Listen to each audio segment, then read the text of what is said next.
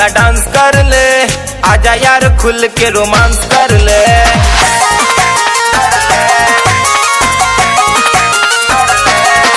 ओए मेरे साथ लुंगी वाला डांस कर ले, आजा यारो खुल के रोमांस कर ले। ओए पार्टी साटी मौज मना ले, कर ले दिल का शेयर शेयर शेयर। तेरा दोस्त मिला है रे, बोलो हैप्पी न्यू ईयर। दिल की कर लो शेयर, बोलो हैप्पी न्यू ईयर।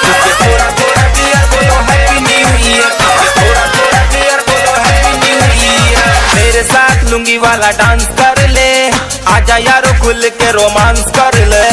मेरे साथ लुंगी वाला डांस कर ले, आजा यारो खुल के रोमांस कर ले। ओए पार्टी साटी मौज मना ले, कर ले दिल का शेयर शेयर शेयर। तेरा दोस्त मिला है रे, बोलो happy new year.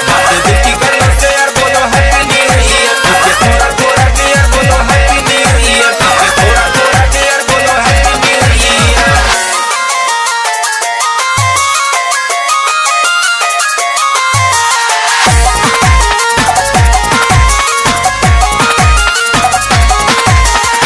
New year party का खंडाला बोलो आती क्या, बियर दारू ही चलेगा, मुझे गाना गाती क्या।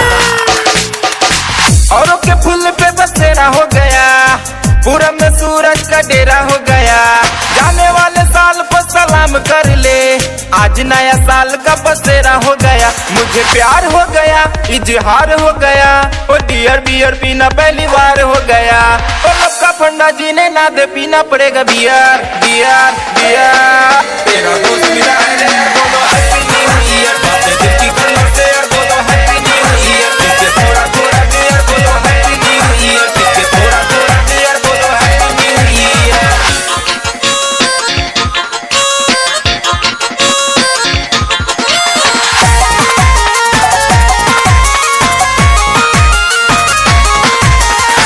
तू भी आजा जल्दी, गणपत आके चिपका है, होना भी आ गई बेड़ू, तू काई को बैठा है। सुन मेरी रानी, तुझसे ब्याह करूंगा, तेरी हर बातों का ख्याल करूंगा। मेरी गल मान ले, बनाऊ अपना, रानी मेरी बन जा, मैं भी राजा बनूंगा। मुझे प्यार हो गया, इजहार हो गया, ओ डियर बियर पीना पहली बार हो गया। मुन्ना मोरिया चालू कर ले जाके कहीं अफेयर फेयर फेयर। तेरा दोस्त मिला है रे, बोलो हैप्पी न्यू ईयर। दिल की कर लो शेयर, बोलो हैप्पी न्यू ईयर। थोड़ा थोड़ा डियर, बोलो हैप्पी न्यू ईयर। थोड़ा थोड़ा डियर, बोलो। मेरे साथ लुंगी वाला डांस कर ले, आजा यारो खुल के रोमांस कर ले। मेरे साथ लुंगी वाला डांस कर ले, आजा यारो खुल के रोमांस कर ले। ओए पार्टी साटी मौज मना ले, कर ले दिल का शेयर शेयर शेयर। तेरा दोस्त मिला है रे।